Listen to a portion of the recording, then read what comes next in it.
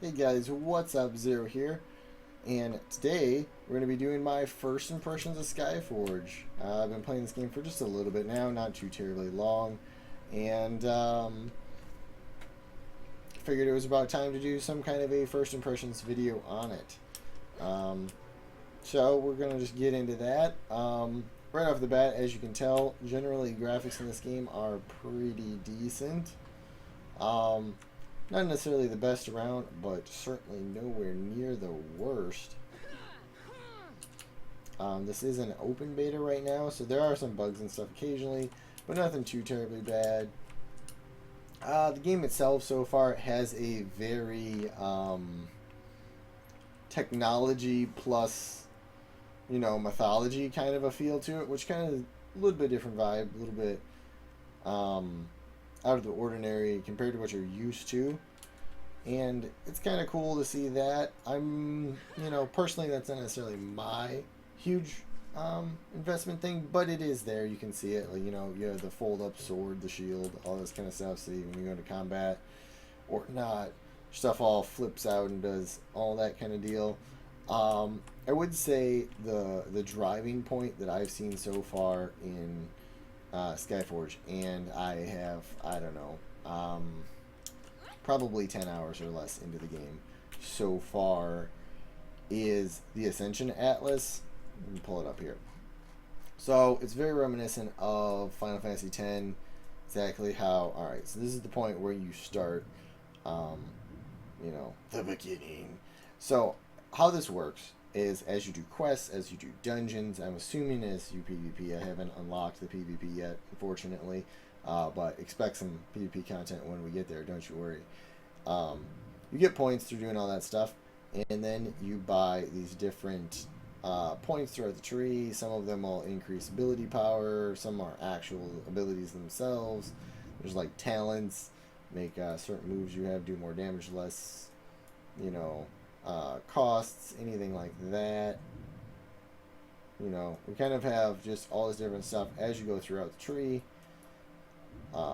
You can pick stuff up. You can make different choices. You can go, either way. You actually can pick all of it up. You don't have to go one way or another. That's one thing that's really different in their trees as opposed to um, most other Atlas kind of things that are done like this, is that you can actually kind of pick up everything. You just have to grind longer for it. And we'll get into that in a minute. Don't you worry. But that's the normal Ascension Atlas. So probably wondering, he said normal, that must mean there's another one. Oh, there's another one. And it's massive. This bad boy. Alright, it doesn't look that bad until we zoom in. Look at that. All of these to these to these to these. Alright, you get it. There's a lot. These are all, little bits of strength, stamina, whatever, stats, crit chance, all that fun stuff.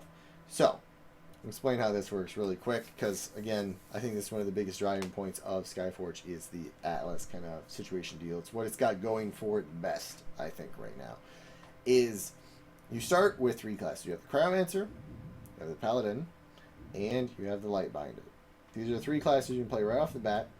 Skyforge as a game actually lets you, once you have your one character, you can switch to any classes that you have unlocked and keep yourself as that character. But you do have different gear for all the classes. You can have it all equipped at the same time, though. So, like, say you have 10 classes, you can have 10 sets of gear equipped to your guy. So whenever you switch, it'll switch your set of gear. You don't have to worry about any ridiculous bag space problems. Don't worry about that.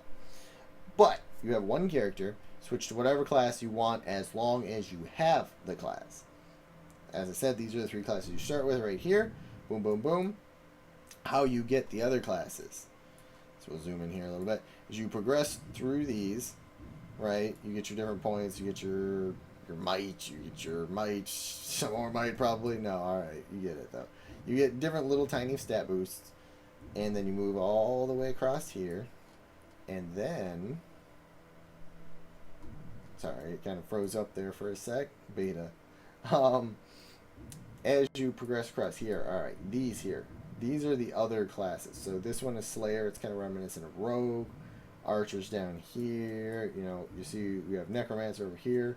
We can cover some of the classes more in detail in a later video if you'd like to see that. They kind of let you play around with them, try them. I can show you guys that if you're interested in it. But for right now, you progress down the Atlas all the way. So say we want to go to Slayer until you get to this little dot right here. As soon as you're able to pick up that point, so you get in here around this blue line, and you get that, you then have that class unlocked. That's how it works. That's how you get more classes. Like I said, you keep the same character, get more classes. So then it would show up over here. So this is my, paladin, talents, spec, whatever. You have your light binder over here, talent spec. You can tell I haven't played the others quite as much as I played the paladin here. But this is just where you would go in and you would switch different classes. Additionally, on top of the Atlas, in terms of stat customization, you have these symbols here, which are basically you pick 3, and they're little perks. Think of if you play Call of Duty, I bet a lot of you probably have. They're very similar to like minor perks in there. Like you see, numbered dashes you get increased by 1. Character attack slow enemy 10% for each level of the symbol. That's actually pretty ridiculous. But you see what I'm saying? Like right now I have whenever you use a dash, you get 5% of your health and shield. So different stuff like that. So a lot of customization that way. That plus the Atlas. So those are great. In the sense that they work. That's what I want to point out here. Is they work and they work well. And I like that. I do. My problem with this system so far, though, is the system itself doesn't necessarily have anything wrong with it, but the costs to get each point in each little thing are kind of absolutely ridiculous. If you're playing as a free-to-play player, if you decide to pay monthly, like a subscription fee, you get a lot of bonuses, resource. It's not, I wouldn't say necessarily like gold or anything like that, but you get through these trees so much faster. So we'll go in here and we'll show you really quick what I'm talking about. Is, say you want to move to this node next.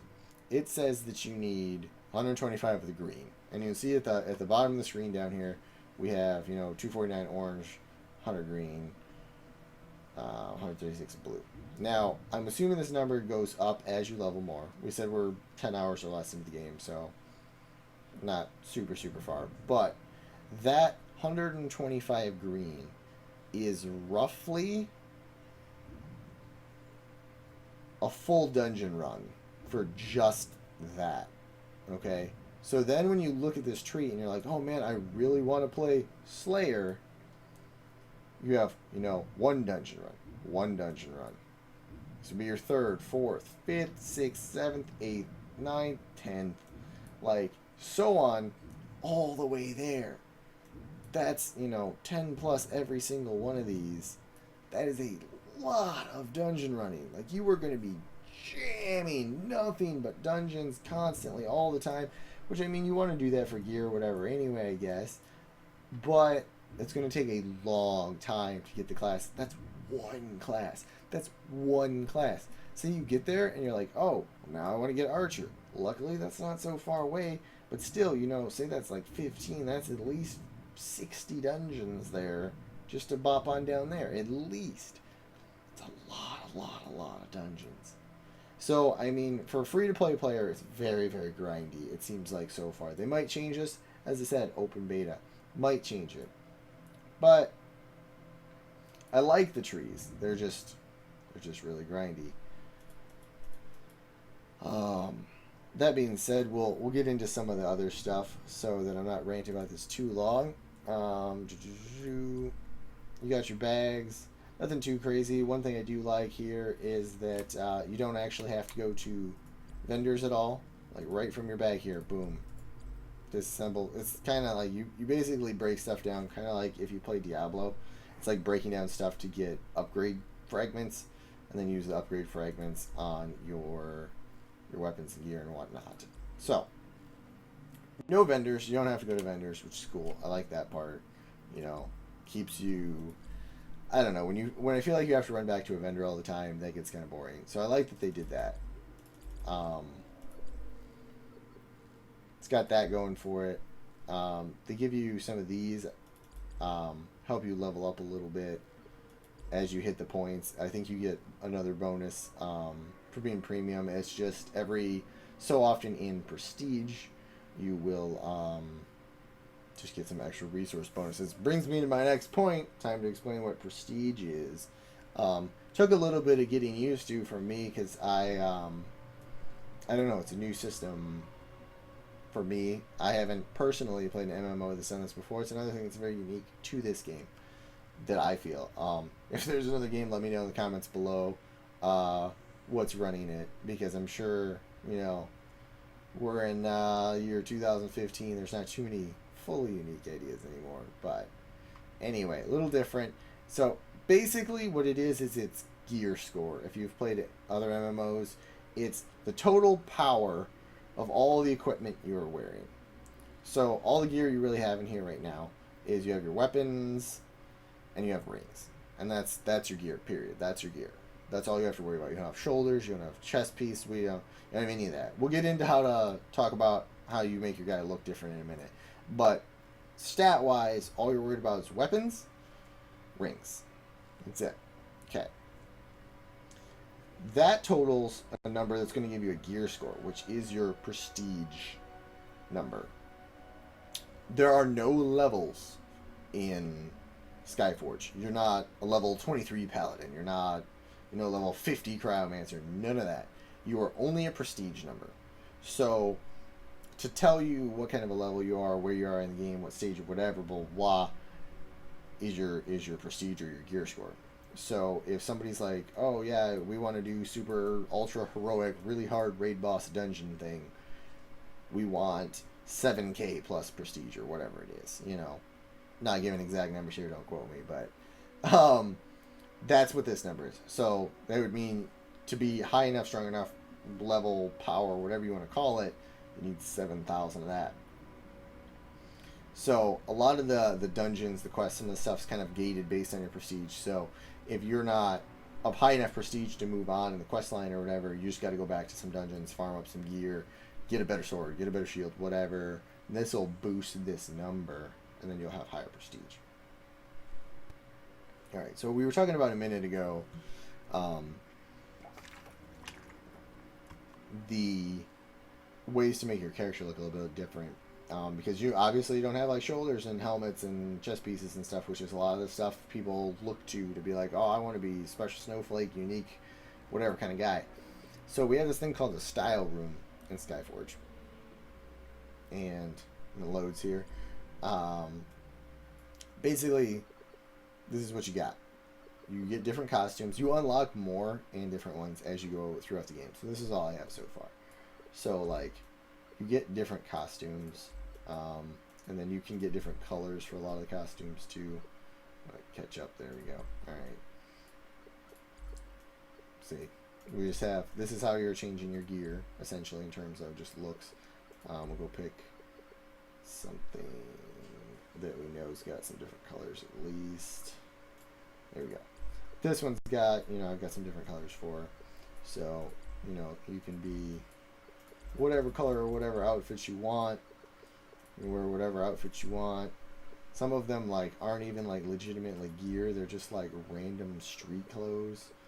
We have that dress. We have there's just let's just run around in a dress and some high heels apparently, because that's that's effective, right? So different gear, different stuff that way. You get the idea. You kind of just change it through here. You have your color options, whatever. And we'll go into here. You have, for the girls, earring options. I'm not sure if it's the same for the guys. When you play Skyforge, you only make one character. You actually, as far as I can tell, do not have an option to make multiple characters. At least at this point in the game. That might change, it might not change. But keep that in mind, that when you make a character, that's who you are for this game. There's no alts, because your one character can be all the classes, so they don't feel that you need alts.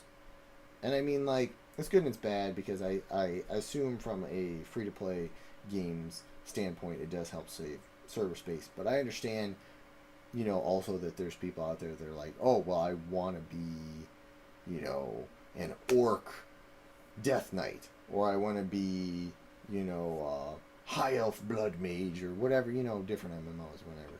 But I totally get that sometimes you want a class to be a certain way, and you can't really do that in here at the moment. That could change. So, you know, different earrings we talked about. There's different helmets, headwear, stuff like that.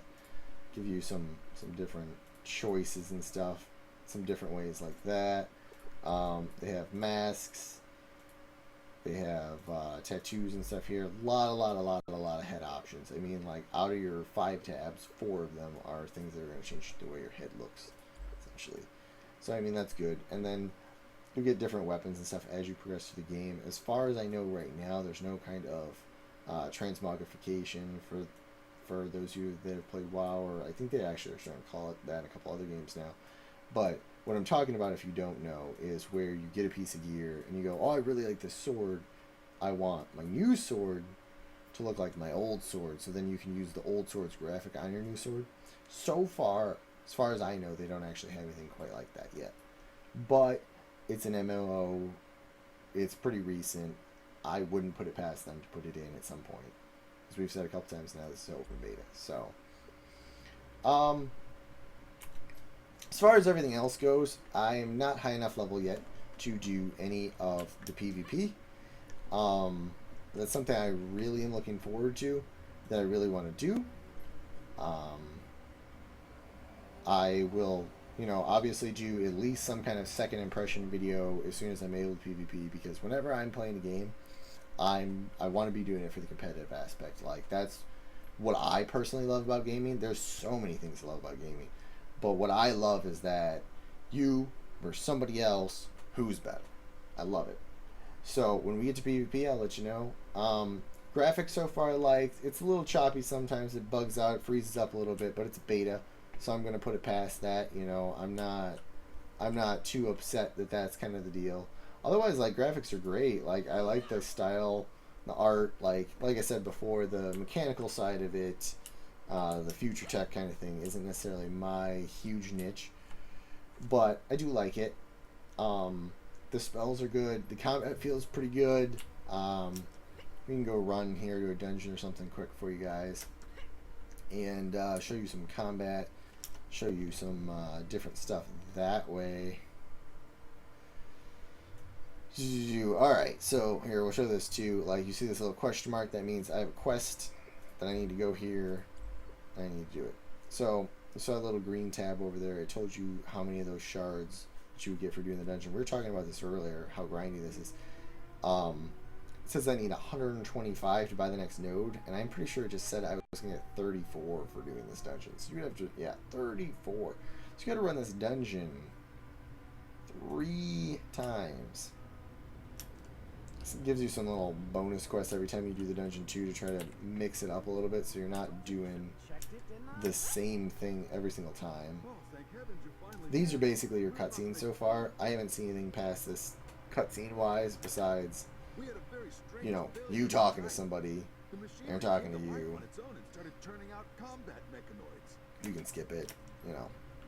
You don't have to sit there and watch it, but just kind of want to give you guys a little bit of an idea of that. So we get into the combat. As far as combat goes, it feels kind of reminiscent of Terra. It's a little stickier, for lack of a better word, I guess. Like, you kind of latch onto things. The downside that I don't like about it is that it does feel kind of tab targety, like WoW does. If you guys have played like that, I'm trying to think of another good example. I haven't played a whole lot of Rift, but from what I've heard, Rift is like that too, where it's very like, I target you. My personal opinion is that I like aiming. I like, in my MMOs, like, if I was gonna pick anything to be super optimal, I want to aim everything. If you guys have played a game called Dragon's Nest, there's a lot of things I don't agree with in the game, but their combat system is phenomenal. Like, everything is aimed for the most part. You know, everything flows well. I like that. One problem I have here, and I'll show you in a sec, with the fact that we're not really aiming is that you get a dash roll that's effectively a dodge, right? And it doesn't do anything here. See, this is my dash. See, that's supposed to dodge. Now, bosses have certain mechanics where they're like, I'm swinging my big axe. Ah, here we go. And yeah, you can dodge that, but like, there's a lot of things where it's like, guy fires a missile at you, or guy shoots an arrow at you. That arrow is gonna just follow you around a corner, through a wall, over a hill, back to grandma's house. Like, you don't, I don't know, you don't dodge those arrows. So, one thing also I guess that I'll comment on about the combat here is that while different classes have kind of different resources, everybody basically has a mana bar. And for the Paladin, we've got, like, it's called, I think it's Righteous Fury or Righteous Anger. I'm not 100% sure on the specifics, but basically you have your auto attack here, and it's going to generate mana, and then your moves spend mana. See, like, when I just used the big AoE move there, not super effective on the fight we're using, but it just used a ton of mana. But we're just trying to kind of show you how this works anyway.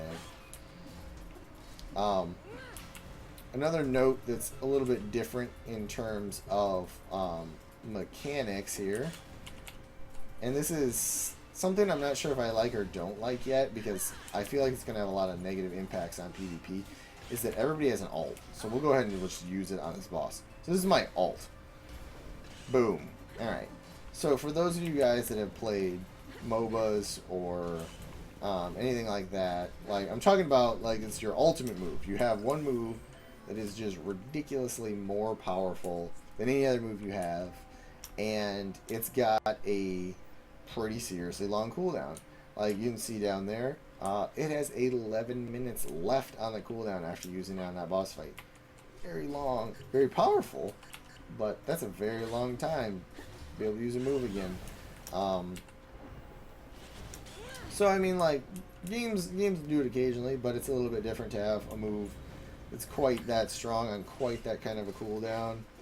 I know a lot of the games in MMOs that I played lately, at least, generally don't go past that 5-minute kind of mark.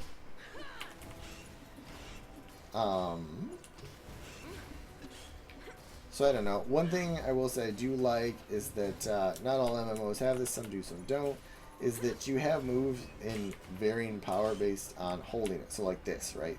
So you actually hold it to channel the spell. You don't have to channel it necessarily. You know, you can, you can't, whatever. Certain classes, like I know the Cryomancer actually has moves that you can channel, and the longer you channel it, the more damage it's actually going to do, which is kind of cool. I'm always a big fan of charge up mechanics, I guess. Grew up playing Super Smash Brothers, so, you know, if that says anything about it. I love charge ups. That being said, like, it's kind of cool to see that mechanic come. I like that. Couple of different things that I'm still learning. The one thing I have noticed, though, is it seems this is pretty accurate across the board, is that, for the most part, it seems like they try to keep your crit chance pretty reasonably low. And then what they do instead is two things. The first one is that your, down there above my dash marker, if you can see it, there's kind of a lightning bolt symbol. Basically means your next big spender is going to crit. So boom, like you see that, like, kind of crit, and it used up my charge. So instead of having a really high crit chance, you know you're going to crit every so often. There's probably things that speed that up. You probably get back quicker or whatever, so you crit more often. But your crits are a little bit more controlled in that sense.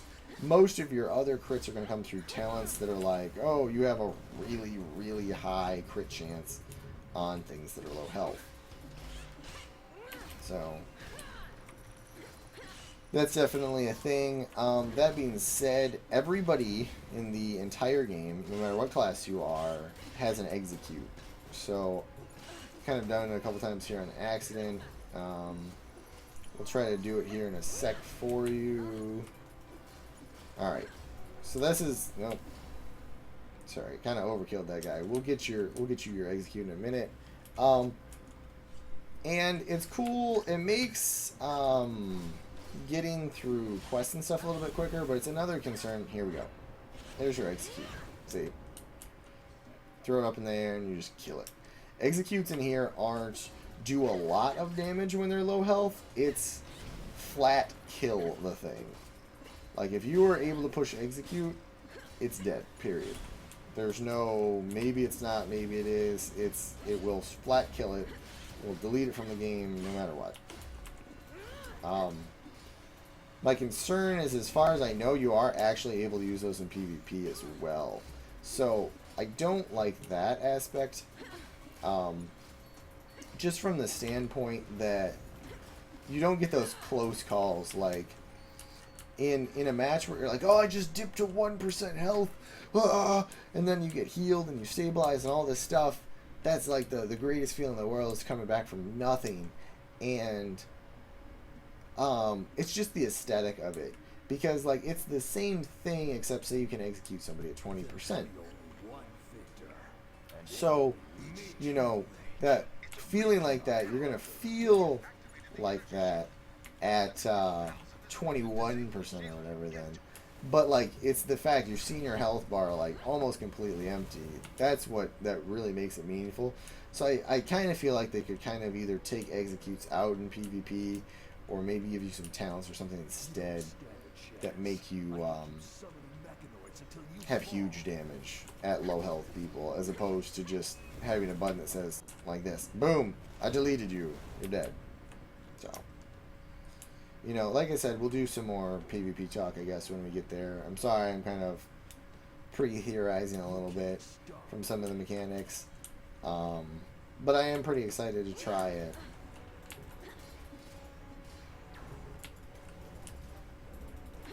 Other things that are kind of cool is, as far as like a lot of the classes, it's not all the classes, but decent amount of them, is your moves combo. So like my left click is the slash that you see me been using.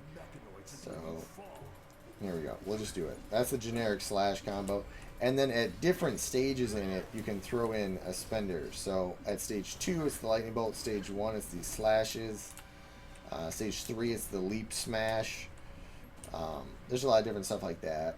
Other things to point out too is that if you play Diablo 3 at all, Path to Exile might be like that. I'm actually not positive, so I don't want to 100% say. But when you kill mobs, sometimes they will drop health globes and you can pick them up. It heals you. So instead of having, you know, a ridiculous amount of healing in the game, there's, you know, just the like health globe aspect of it,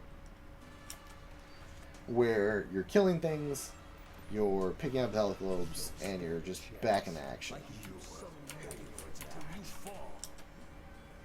So this is like a boss fight of a dungeon to give you kind of an idea of what it's like. Kind of general mechanics of like, oh, the boss is going to do summon waves. Your goal is to run around and dodge lasers and fire and missiles, kill the mobs, push the buttons. See, like that's all we're kind of doing right now. That won't help you. We'll just walk around pushing the buttons. Alright, now the boss fight starts. Usually every X percentage, the boss will drop some kind of health globes. This boss seems pretty weak.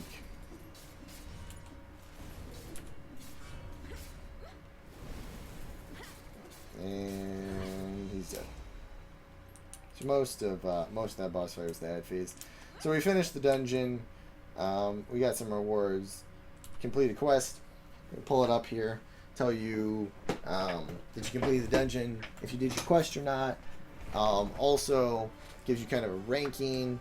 Tells you how you did on your like sub mini quests that you got for doing the dungeon. Like we did 20 out of 30 of that, 2 out of that. Got an A. You get 184 of those. So like we said earlier, yeah, Ascension Atlas, 125 is 1 point. 185, it's a little bit more than that. So like one dungeon to one little point. We'll go ahead and throw some points in the Ascension Atlas quick, show you how it actually works when you have points, and then we'll let you go. I don't want to drag a first impressions out too long, but I will bring you more content on this if that's something you guys are excited about seeing. Pop in here quick. Alright, so we've got, this is our specifically Paladin Atlas, which uses a different currency. Alright, we actually did not even get enough for a single point from that run. Not a single point. So our bigger Ascension Atlas that helps you get other classes.